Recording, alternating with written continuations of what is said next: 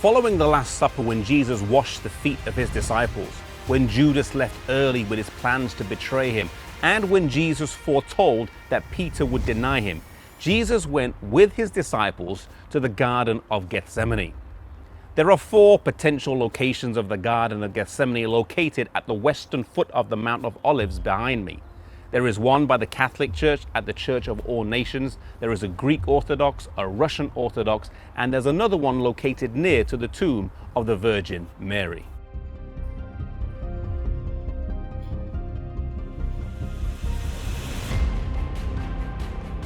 Today, the exact spot is debated, and it's probably not important to know exactly where it happened, because the most important thing is what happened at Gethsemane and that Jesus submitted his will to the Father to go through with Calvary.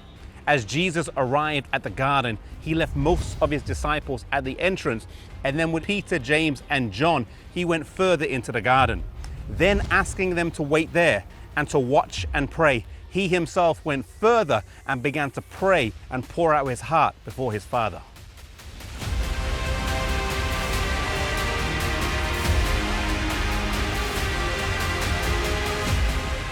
As Jesus knelt and poured out his heart to God, "Oh my Father, if it be possible, let this cup pass from me." The sacrifice Jesus was about to give seemed so hopeless, with so few who even wanted the benefits.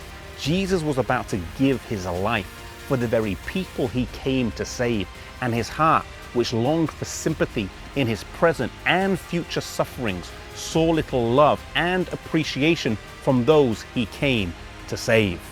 Jesus had a temptation to let mankind bear the consequences of their sins while he remained innocent.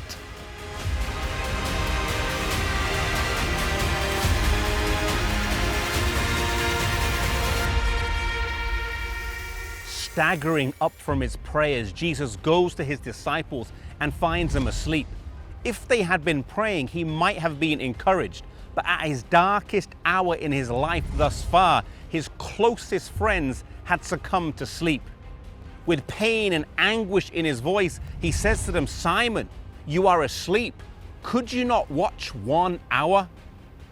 Staggering back to his place of prayer with the pressure of humanity's sins resting upon him, with great drops of sweat like blood falling onto the ground, he cries out, "My Father, if this cup may not pass from me, except I drink it, your will be done."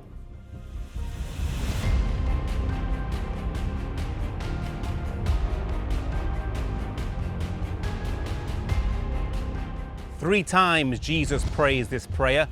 3 times Jesus is trying to see if there is another way to solve the problem of sin. But knowing that he is the solution to the problem, he finally breathes a prayer of submission. Soon the disciples are woken by the noise of the rabble, priests, elders, soldiers, and at the head Judas, one of his disciples, who approaches him with the kiss of betrayal. It was by the kiss that they would know who Jesus is. Ever thoughtful, Jesus asked for his disciples to be let go that they might be safe. Peter, ever impetuous, reaches for his sword, but only succeeds in cutting off a man's ear, which Jesus quickly healed.